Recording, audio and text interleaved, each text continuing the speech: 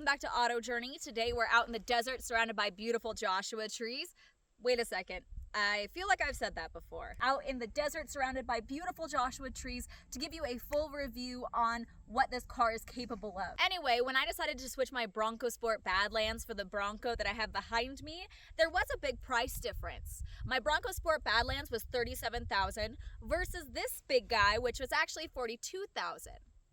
But when I compare the two vehicles, I have to think about the fact that my Bronco Sport Badlands had some features on it that made it unique and that I kind of miss. So at the end of the day, the real question is, did I make the right decision or did I end up paying more and getting less? Talk about paying more and getting less. One of those areas is miles per gallon. The reason for that is in your Bronco Sport Badlands, you had a 2-liter engine, and here we have a 2.3.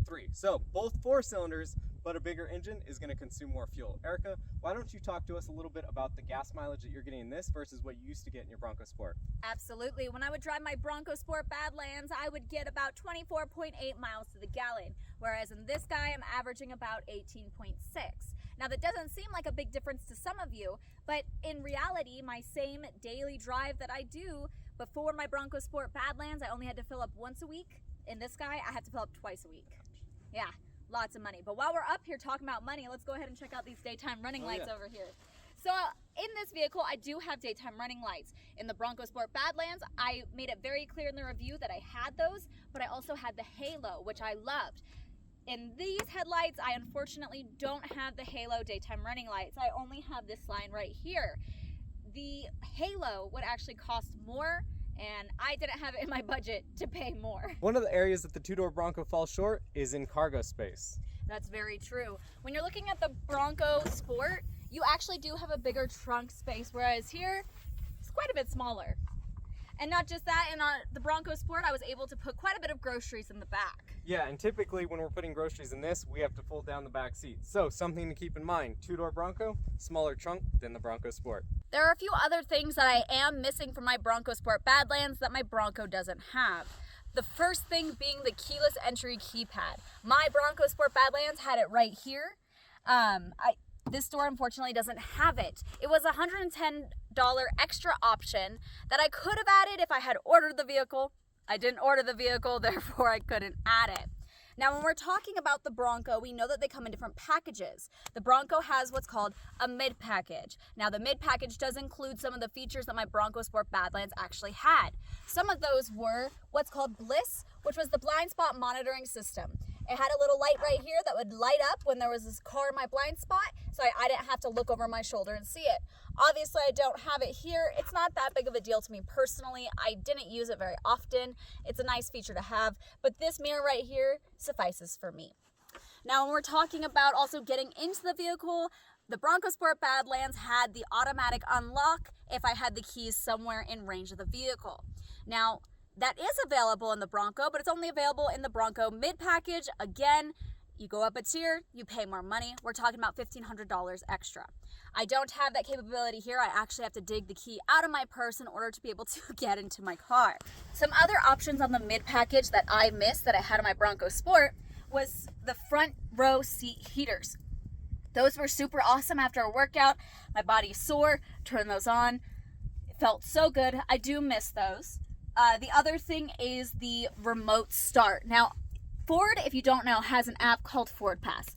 On Ford Pass, you have the capability to do certain things with your car, depending on what your car can do. On my Bronco Sport Badlands, if I wanted to turn on my car when I was in the grocery store because it was hot and I wanted the car to start cooling down, I could do that straight from the app with the remote start. This vehicle does not have that capability, unfortunately. Another feature that my Bronco Sport Badlands had that my Bronco doesn't is a front-facing camera. It was really nice because when I was taking it off-roading, if I needed to change how I was moving based on rocks in front of me, I could just press the button and it would pop up on my screen right here. Now, my Bronco doesn't have that, and it's not an add-on feature that is by itself. It's actually part of the 360-degree camera capabilities, which you can only get on the high package for the Bronco, and unfortunately in the Bronco Black Diamond, you can't get the high package. The highest package that you can get is the mid package. Now let's talk about daily drivability. My Bronco has standard cruise control where all I have to do is set the speed and go. Whereas my Bronco Sport Badlands had what was called adaptive cruise control with stop and go. It was super awesome to get on the freeway, set it, and not have to worry about it even if I hit traffic. Because if I hit traffic, the car would stop for me, and when traffic started to pick up, it would go for me as well. Made my drive super easy.